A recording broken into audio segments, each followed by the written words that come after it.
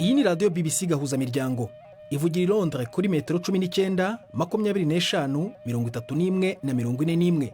Ivugira ku mirongo ya FM mu karere k'ibiyaga bigari no kuri interineti kuri bbcgahuza.com.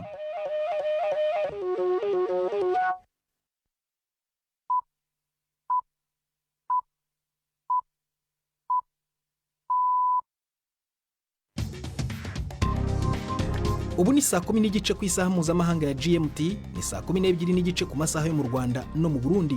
Muri studio muri kumwe na Prudence Ngiyumva. Wiriwe hoteza amatwi BBC gahuza miryango aho uri hose ku isi, kaze kuri radio kuri bbcgahuza.com, kuri Facebook live mu buryo bw'amashusho no ku mirongo migufi ya shortwave. Dore ingingo z'inyenzi z'amakuru turambura mu kanya kuri uyu wa gatatu tariki ya 3 z'ukwa 9. Abatangabuhamya baravuga ko Israel yagabye ibindi bisasu bya bombe mu majyaruguru n'uburasirazuba bwa Gaza. Mu Rwanda bundi bisanzwe bivugwa ko amazi ari ubuzima, ariko ikibeho mu majyepfo harafatwa nk'umugisha na bamwe bafite imyemerere ya Kiliziya Gatolika.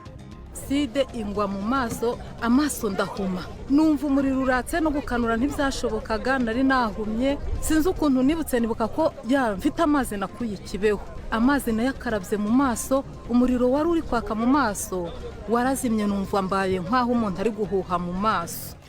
Hari n'ikiganiro cy'abagore ndetse n'imikino muri aya makuru yabuwe na Nini Iradukunda.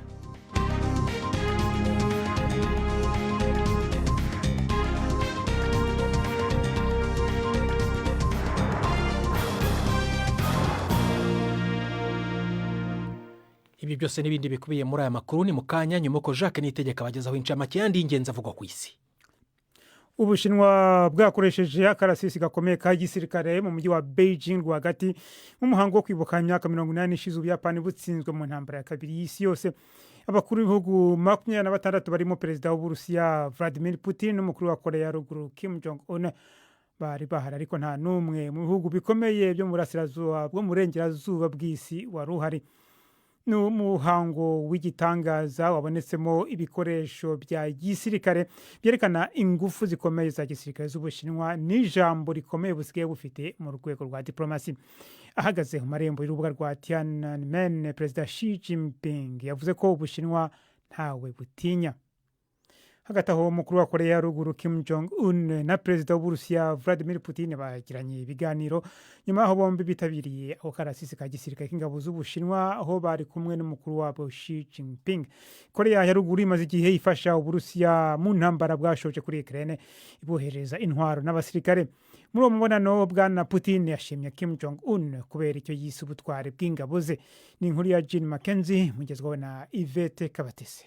Uwo mubonano wamaze hafi amasaha 2 n'igice, ibintu byumvikana. Aba bayobozi bombi bari bafite byinshi byo kuvugana. Uburusiya bwakunze kwifashisha Korea ya Ruguru kugira ngo bukomeze intambara yabwo muri Ukraine. Ibiganiro bigitangira, bwana Putin yashimiye Kim ku bufatanye bw'ingabo ze bwafashije kwigizayo iza Ukraine mu gace ka Kursk k'Uburusiya umwaka ushize. Inzego z'ubutasi za Korea y'Epfo zigereranya ko Korea ya Ruguru yohereje abasirikare bagera ku 500 ndetse ngo yiteguye kohereza abandi ibihumbi, kandi bivugwa ko ababarirwa mu 200 bamaze kuhasiga ubuzima. Perezida Kim we yasubije Putin ko azakora ibishoboka byose mu gufasha Uburusiya. Muri Israeli abigaragambya bamagana leta batwitse imodoka, amapine y'imodoka ndetse n'ibigunguru bijugwamo imyanda yo mu ngo i Yerusalemu, byinshi bikaba byatwikiwe hafi y'inzu ya Minisitiri w'Intebe Benjamin Netanyahu. Abigaragambya 13 batawe muri yombi nyuma yaho buriye bakagera ku gisenge cy'inzu y'igihugu ndangamurage y'ibitabo. Minisitiri w'ubutabera wa Israeli Yariv Levin yamaganye ibikorwa byabo maze byita iterabwoba. Iyi ni imyigaragambyo mishya isaba leta ya Israeli gukora uko ishoboye kugira ngo harekurwe ingwate z'abanya Israeli zisigaye muri Gaza. Uyu munsi wose habaye imyigaragambyo i Yerusalemu yabo mu miryango y'izo ngwate n'abashyigikiye, haba kandi n'umuhango wo kwibuka izo ngwate hafi yaho bwana Netanyahu atuye. Hagati aho Emirates Zunze Ubumwe z'Abarabu zaburiye Israeli ko Israeli ngo kwigarurira burundu intara y'Abanyepalestina ya Cisjordania byaba ari ukurenga ku murongo ntarenga utukura kwabangamira amasezerano zo kwizina rya Abraham yatumye ibihugu byombi bisubukura umubano. amakuru haturuka mu itangazamakuru ryo muri Israel aravuga ko minisitiri w'intebe Benjamin Netanyahu ateganya kugisha inama abagize leta ye ejo kuwa kane kugira ngo arebe niba ibice bimwe by'intara ya Cisjordania Israel yabitwara. Ni inkuru ya Sebastian Asha mugezweho na Prime Ndikumagenge. Ayo niyo majambo ya mbere akomeye leta zunze ubumwe z'Abarabu zibwiye Israel kuva hatanguye intambara yo muri Gaza. Umutegetsi mukuru wo muri izo Emira Rana Nuseiba yavuze ashimitse ko kubuza ko vyoshika Israel kiyomeka ko Cisjordania kuri leta yahahora ya Netanyahu, leta zunze ubumwe z'Abarabu zari zabigize ikibanza gusabwa gikomeye kugira zemere kuja mu masezerano ya Abraham haraheze imyaka 5. Yavuze ko kubikora rizoba ribaye ipfundo ry'urupfu ry'inyishu ishingiye ku bihugu bibiri, bisigura ko atamahoro arama hazokwigera aboneka. Yongera ko intagondwa z'ubwoko bwaribwo bwose zidashobora kwemererwa kuba arizo zigena kazoza k'akarere. Abategetsi bo mu ntara ya Gauteng muri Afrika y'Epfo bashyize ahagaragara icyegeranyo cy'akanama kakoze iperereza ku cyateye imwe mu nkongi z'imiriro zahitanye abantu benshi muri Afrika y'Epfo. Abantu batari munsi ya 77 barapfuye, naho abarirwa mu magana bava mu ngo zabo i Johannesburg igihe inyubako yitwa Usindiso yibasirwaga n'inkongi y'umuriro hashize imyaka 2. Iki cyegeranyo gitunga agatoki ingamba zidahwitse zo kwirinda imiriro n'ibura rya serivisi z'ibanze. Akanama kakoze iperereza kandi kari kasabwe no gutegura ingamba zigamije gutuma izindi nyubako zisa nk'iyi ziri muri ntara ikize kurusha izindi muri Afrika y'Epfo zitibasirwa n'imiriro. Uburusiya buravuga ko ingabo zabwo zigaruriye hafi 1/2 cy'umujyi wa Kupiansk mu karere ka Kharkiv kari mu burasirazuba bwa Ukraine. Bashyize ahagaragara amashusho ya video yafashwe n'utudege twa drone mu duce tunyuranye tw'uwo mujyi yerekana muri buri gace umusirikare ufite ibendera ry'Uburusiya. Ingabo za Ukraine ibyo zabihakanye maze zivuga ko zasubije inyuma ibitero by'Uburusiya muri Kupiansk. Uyu mujyi uri ahantu kamara cyane mu bya gisirikare hafi y'umugezi wa Oskil. Abo mu mushinga wishinze gukurikirana uko intambara yo muri Ukraine igenda baravuga ko Uburusiya bumaze igihe bugerageza kuzunguruka uyu mujyi buturutse mu majyaruguru. Urakoze Jacques Nitegeka kora amakuru ya BBC.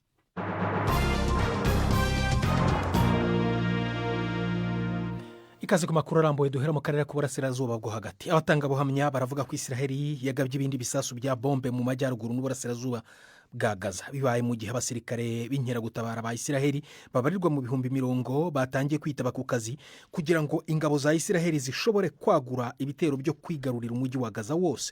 Igisirikare cya Israel gisobanura nk'indiri ya Hamas. Inkuru ya Yolande Nere murayumva mu ijwi rya Nini Radukunda.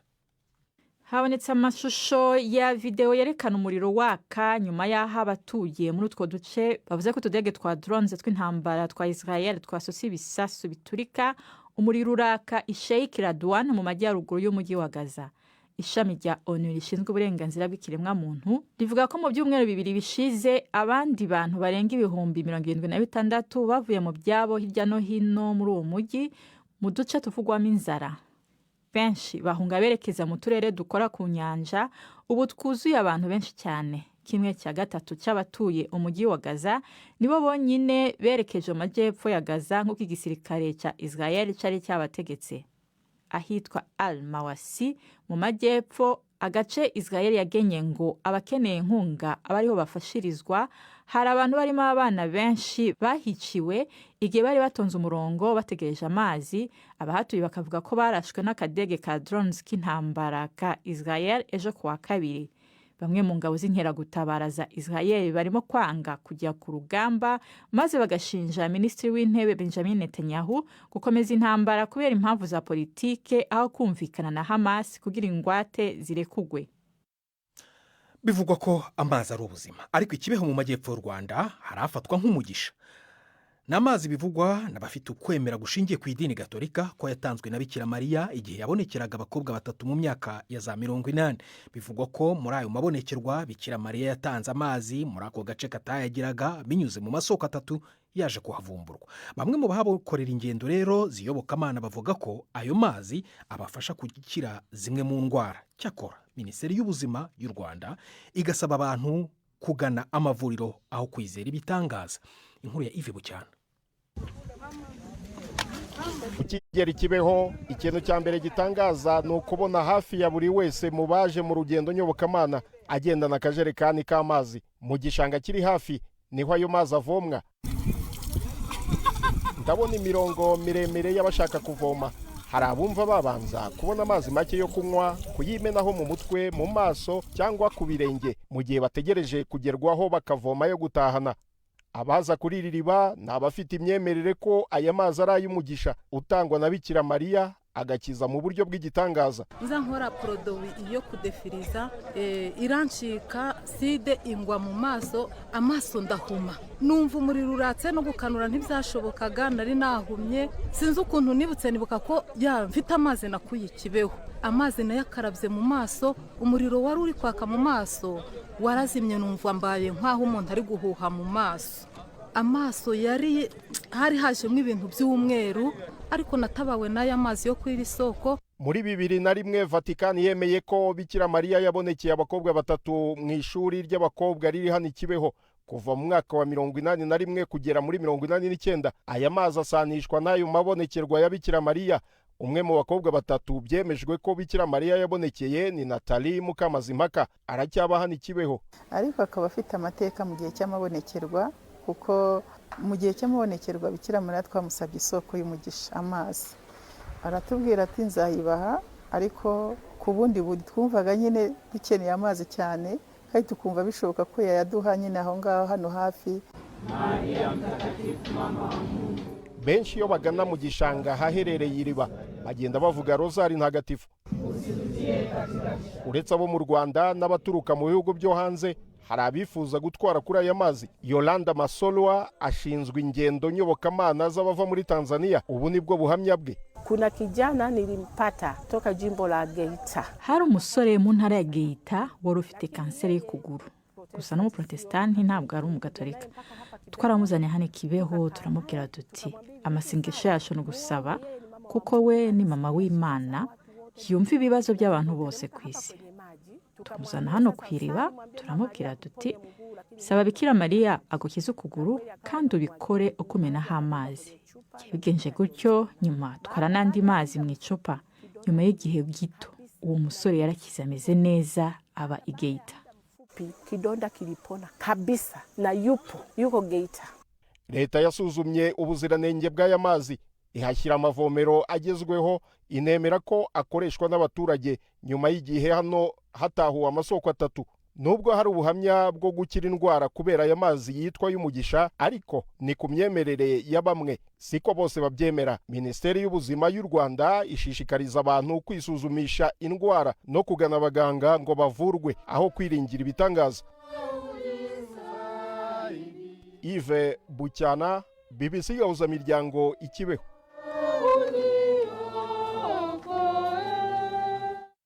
BBC Gahuzamiryango, saa moya zirabura 18 minota 18 mu Rwanda no mu Burundi. Urayumva kandi no kuri bbcgahuza.com. Mu kanya turagaruka n'akaruko n'amakuru akomeje, nyuma akaruko gato cyane. Ibiganiro bya BBC Gahuzamiryango mukunda nk'amakuru, imvo n'imvano, urunana, ikiganiro cy'abagore cyangwa abaza muganga, ubu biraboneka kuri podcast. Jya kuri bbcgahuza.com maze ushake ahari podcast. Amakuru yose y'uko podcast ikora n'uko wayishyira muri telefone yawe, byose urabihasanga. Tunyarukira Igitega ku nkuru ya Diane Ndayishimiye, umubyeyi w'abana 4, n'umwe mu bakenyezi biyemeje kujya mu mirimo yamye ifatwa nk'umuziro ku gitsina gore. Atwara imodoka nka taxi mu ngendo ndende, kandi yemeza ko bimutungiye umuryango, ariko ngo ntibyari byoroshye kandi biracyarimo ibibazo. Inkuru ya Miss Karihungu, Igitega mu Burundi. Aha naho bita ku masanganzira ku gituro c'imiduga yunguruza abantu ibakura ku mugwa mukuru wa politike Igitega ibajana mu burere butandukanye bw'u Burundi. Ubwo ruyogoyogo nubwo abashoferi bariko bagwanira abakiriya mu kubaresha, baraheba bakabatwaza n'imizigo. Imwe mu miduga ihije gushikara abakiriya igendeshwa n'umukenyezi, umwe mu nkehwa z'abagore bakora umwuga wo kunguruza abantu n'ibintu mu Burundi. Nitwa Ndayishimiye Diane, nkaba ndi umushoferi kuri Ngozi Gitega. nkaba ndi umumama w'abana 4 mfise imyaka 35. Diane Ndayishimiye avuga ko agitangura uwo mwuga mu kibano batavyakira neza, ariko inyuma y'imyaka hafi 6 awukora ibintu vyarahindutse. Aka kazi nakiyumviriye kubera ko je nari nabuze ikindi kintu nokora cyane, igira inama yo gukora akazi abandi bakenyezi badakora, ndagakora uko kari kose. Mu kibano ubu barabimenyereye, byari bigoye ngitangura, niho barabona ko umenga ngiye mu ngeso mbi, bakavuga ati kubaka birananiye ngiye mu buhumbu, ariko ubu barabimenyereye, ahubwo bamwe babura imodoka, hariho n'ababiri maze kwigisha bazi imodoka hari abadamu, ubu barabihurumbira cyane, nabo baca bashaka kumera nkanje nyene, mugabo bakabura ababaha imiduga ngo baze gukora. Abashoferi b'abagabo bakorera kuri iki gituro gikuru cyo mu gisagara ca Gitega bavuga ko bakibona Diane bibaza ko atazashobora gukora aka kazi kubera ari umugore, ariko ubu baramushingira intahe. Ni umukenyezi akerebutse rwose, mu bakiriya ni umuntu ari kerere rwose, ariko arahiga abakiriya arabanguka rwose, ukabona ko ariko araja hirya n'ino imodoka akayuzuza.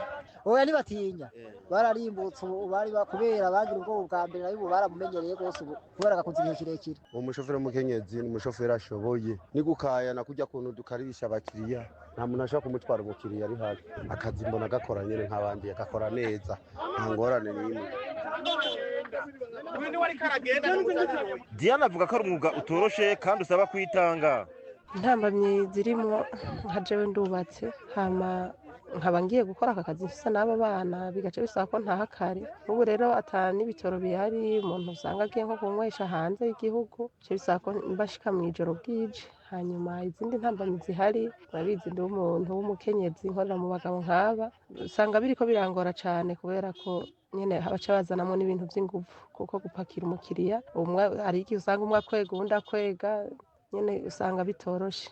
Nubwo biruko aremera ko kano kazi kamuronsa uburyo bwo kwikenura agasahiriza umuryango. Karantungiye umuryango kuko nk'iyo ndiko ndakora birashika ugasanga narose amafaranga, ntibisabe ko ndinda kuja kwaka amafaranga uwo twubakanye ngo nje kurondera rasyo, bice bisaba nyene ko nanje ntamba ndakora muyo narose. Kare ngitangura narakora ituro 2, mugabo nk'ubu ubonye ko ndafise umwana mutonyi nkora ituro imwe, ubu nyaramaze imyaka 2 n'igice. Kuva rero avutse nicyo gihe naciye ntangura kuza ndakora ituro imwe kugira ngo ntahe hakiri kare. Dushire hamwe, ishyirahamwe riharanira agateka k'iterambere ry'abakenyezi riratera intege Diane Ndayishimiye. Claudine Niyonizigiye rirongoye asaba abandi bakenyezi gukura amaboko mu mpuzu bakiyungunganya.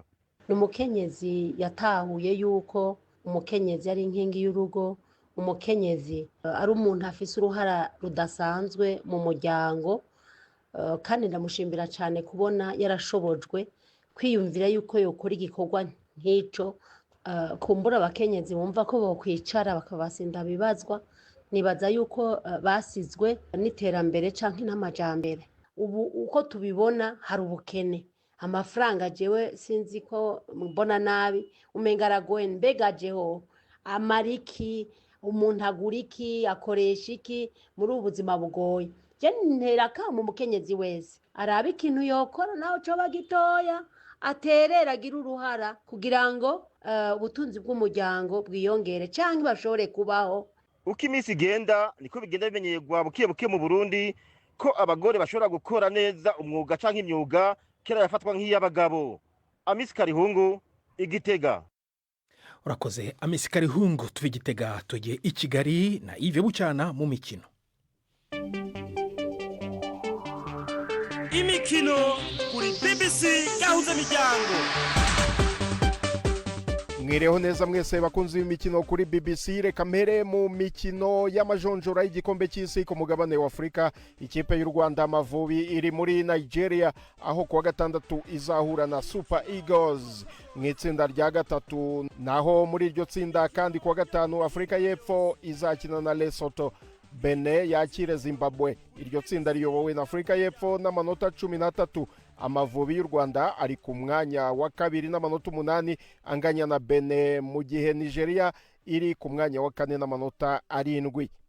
Mu yandi makipe yo mu karere, intamba mu rugamba ikipe y'u Burundi izahura na Cote d'Ivoire mu itsinda rya gatandatu. Umukino uzaba kuwa gatanu. ni mu gihe Kenya izakina na Gambia i Nairobi kuwa gatanu. Iryo tsinda riyobowe na Cote d'Ivoire ifite amanota 16, Gabon ya kabiri n'amanota 15, naho Burundi n'ubwa gatatu n'amanota 10, mu gihe Kenya iri ku mwanya wa kane n'amanota 6. Uganda mu itsinda rya karindwi izakira Mozambique kuwa gatanu. Mozambique iri ku mwanya wa kabiri n'amanota 12 inyuma ya Algeria ya mbere ifite amanota 15. Indi kipe yo mu karere ni Tanzania mu itsinda rya gatanu izajya i Brazzaville muri Congo kuwa gatanu. Iryo tsinda riyobowe na Maroc ifite amanota 15, Tanzania ikaza ku mwanya wa kabiri n'amanota 9. Soreze mu mukino wa tenisi, irushanwa rya US Open, inzozi za Venus Williams zarangiye nyuma y'uko we na mugenzi we Leila Fernandez batsinzwe muri kimwe cya kane kirangiza mu bagore na Taylor Townsend na Katerina Siniakova. Williams w'imyaka 45 na mugenzi we w'imyaka 22 basezerewe n'abo bakobwa bamaze gutwara ibikombe bibiri bya Grand Slam, bakaba babatsinze sete ebyiri ku busa z'amanota 6-1-6-2 mu minota 57. Ku ruhande rw'abagabo, Novak Djokovic w'imyaka 38 yatsindiye kujya muri kimwe cya kabiri kirangiza akazahura na Carlos Alcaraz, ni nyuma yaho Djokovic atsinze umunyamerika Taylor Fritz sete 3-1. Ayo niyo y'imikino nabateguriye uyu munsi. Gendi Yves Bucyana.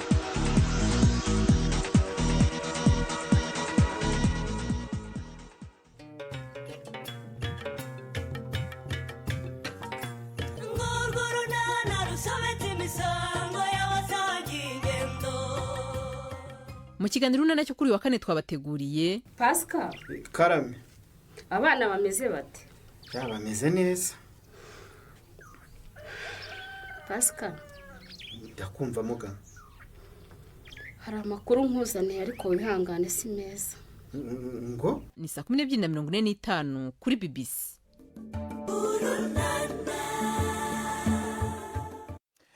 Noneho ijambo ni rya Yvette Kabatesi mu kiganiro cy'abagore.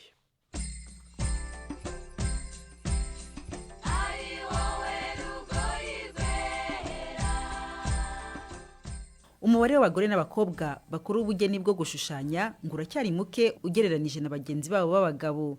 Ibi biri mu byatumye Krista Uwase umaze imyaka 10 muri uyu mwuga atangiza ishyirahamwe ry'abagore n'abakobwa bakora ubugeni bwo gushushanya mu rwego rwo gushyigikirana hagati yabo. Igitekerezo cyaturutse mu buryo ibihangano by'abakobwa bigaragara. Hari igihe bitagaragara, hari igihe bazima umuntu akababura wenda bitewe n'ibibazo bitandukanye, ariko ikindi cyatumye mbikora nuko nanjye nagiriwe neza mu rugendo rwanjye bituma ntekereza ku bandi. Iri shyirahamwe rishinze ryari?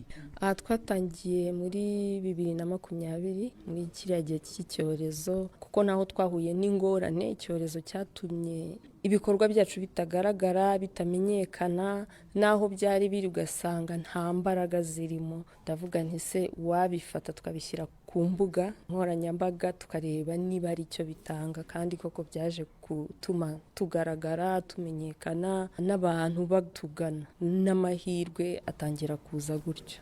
Kuva rero icyo gihe mwatangiye muri bangahe? Ubu ngubu umubare w'abakobwa cyangwa se abadamu ngana gutubu?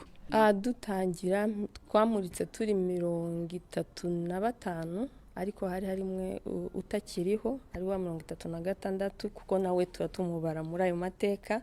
Nyuma yaho nyine tumaze kujyana ibikorwa ku mbuga nkoranyambaga, hagiye hagaragara benshi abanyabugenikazi hafi 100, ariko muri abo hari harimo abiga, harimo abafite akazi kandi katari ubugeni, hakabamo n'abakora ubugeni igihe cyose.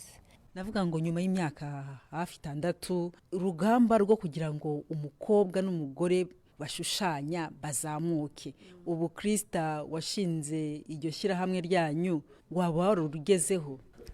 Urugamba rurakomeye cyane, ariko tumaze kugera kuri byinshi. Hari igihe tubona amahirwe tukayaha abayakwiye, hari igihe abatugana bashaka gukora imurika bihangano nabo tukabafasha, hakaba hari n'abandi tubafasha mu buryo butandukanye gutegura amadosiye baba bakeneye kugira ngo bitabire ibindi bikorwa, kuko si amamurika gusa akenewe, hari ubumenyi bwo kwandika amaproje, ubumenyi bijyanye n'ibikoresho bikenewe cyangwa se n'amafaranga, uburyo umuntu ayafata cyangwa ayashyira mu bikorwa runaka. Abakobwa babiri Ingrid Mukundente na Ines Barbara ni bamwe mu bagize iri shyirahamwe bahawe amahirwe naryo, ubu bakaba bari kumurika ibihangano byabo ngo bizeye ko hari icyo bizahindura. Turishimye, ni ibintu tumaze igihe kinini dutegura, hashize nk'amezi 8 tubitegura. Ntabwo apfuye ubusa, bari kudupropoza indi mishinga twazakorana, hari n'abari gukunda ibihangano bashaka ko bazabitugurira. Haje abantu benshi abo umuntu atatekereza, cyane cyane byanshimishije nuko abantu bo mu muryango wanjye baraje babasha gusobanukirwa neza ko bintu umuntu aba akora, cyane bavuga ati n'ibindi bintu byose nshaka kuzakora bijyanye na kariyeri yo gushushanya bazamfasha.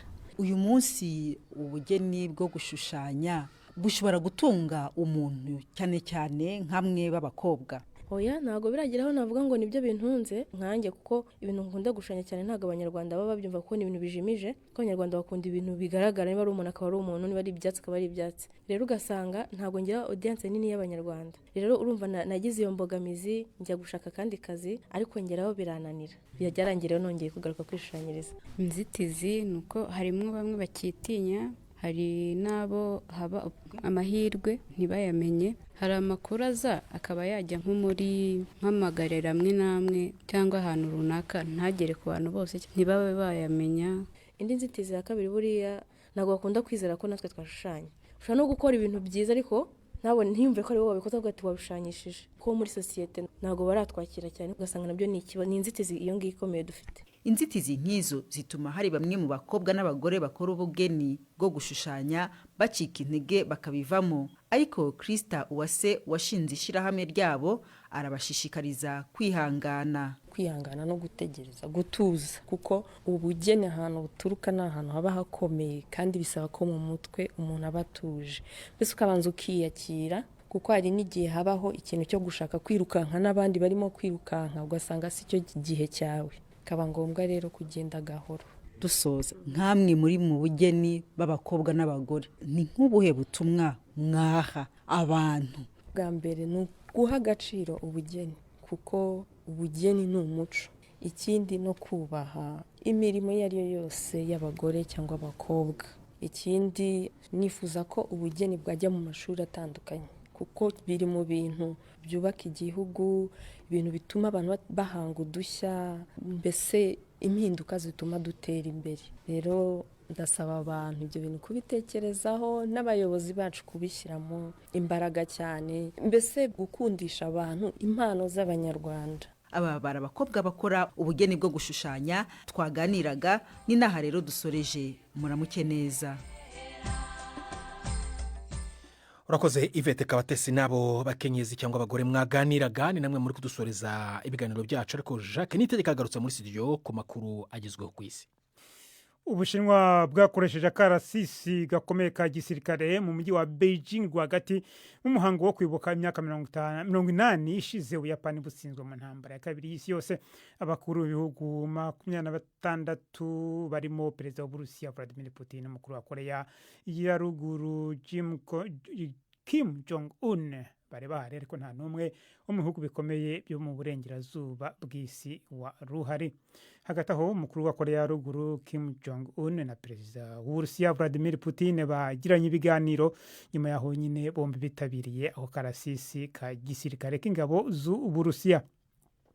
Muri Israheli habigaragambya bamagana leta batwitse imodoka, amapine y'imodoka ndetse n'ibigunguru bijugwamo imyanda yo mu ngo i Yerusalemu, byinshi bikaba byatwikiwe hafi y'inzu ya minisitiri w'intebe Benjamin Netanyahu. Abigaragambya 13 batawe muri yombi nyuma yaho buriye bakagera ku gisenge cy'inzu y'igihugu ndangamurage y'ibitabo. Emira Zunze Ubumwe z'Abarabu zo zaburiye Israheli ko kwigarurira burundu intara y'Abanyapalestina ya Cisjordania byaba ari ukurenga ku murongo ntarengwa utukura kwabangamira amasezerano azwi ku izina rya Abraham yatumye ibihugu byombi bisubukura umubano. Amakuru aturuka mu itangazamakuru yo muri Israel aravuga ko minisitiri w'intebe Benjamin Netanyahu ateganya kugisha inama abagize leta ye ejo kuwa kane kugira ngo arebe niba ibice bimwe by'intara ya Cisjordania Israel yabitwara. Urakoze Jacques Nitegeka. Ni nahangaha turangirije ibiganiro byacu byo kuri uyu wa gatatu. Utabashije kubyumva wajya kuri bbcgahuza.com. Byari wiwe na nini nadukunda, twafashijwe na Susan Lennon ku buhanga bw'ibyuma, agenda kuri Danse Njumva wakoze guhita mu BBC Gahuza Miryango. Uraraharyana na hejo ku masaha musanzwe mudukurikiraniraho.